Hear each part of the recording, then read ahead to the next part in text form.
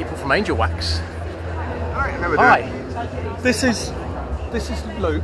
Really? Luke takes informational videos and has a Facebook page where he YouTube. just really helps to educate people in what they need to do. I said I know this really nice guy called John who works for Angelwax, and when John came to my place to do a demo, he showed me what the difference was between waxes and ceramics because he used some. Yeah. Could Luke video you doing that? Yeah, Is that okay? Yeah. I'll need to get my props. Okay.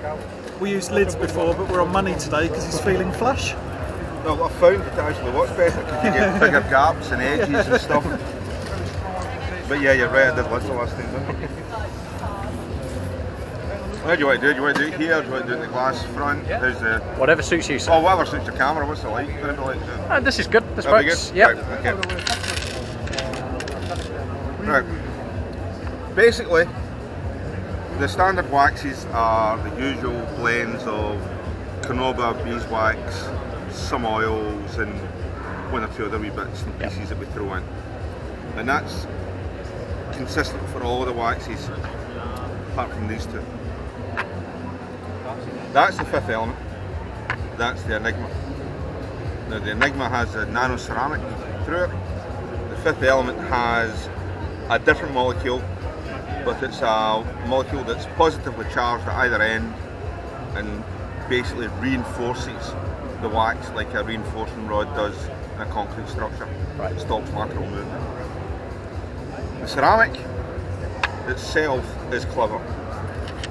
When you have a wax sitting in your car, the molecules are all different sizes and they all fit in a bit like that.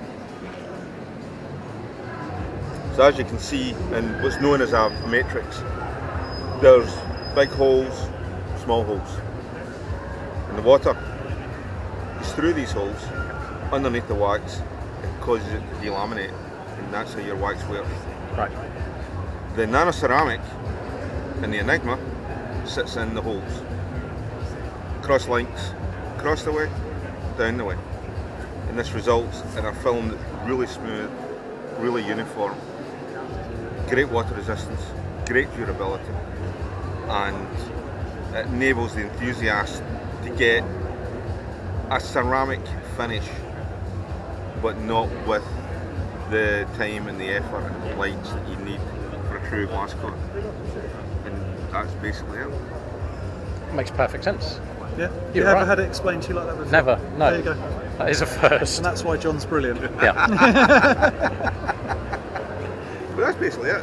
You've got all these molecules and there's gaps. They don't all mesh together. So that sits. But this one, the molecule basically goes straight through the wax Yep.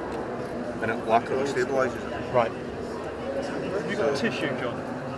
A tissue. So when we talk about colour charged waxes as well, Oh yeah, sure, right. so there are a number promise of brands. that's clean. Yeah, there are a number of brands here who have colour charged waxes who, under their own admission, will say that they don't do what they need to do. When you take a colour charged wax there, Silver, or there, black. or there, you'll see that the degree of coloration that they hold is far more significant than any other brands that are in the market. Yeah. That's why they work well. Precisely the way they do it. When you take the silver and you put it like that, it's silver.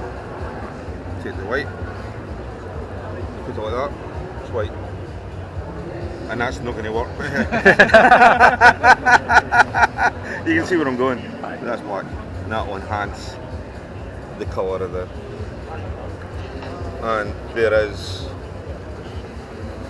You see, it's enhanced the colour a bit. The silver will stay there until I get around to removing it. And the white is a bit more subtle. It takes a bit more work, but it does get there. Wax is an Angelwax. Yeah. Yeah. The evil genius returns.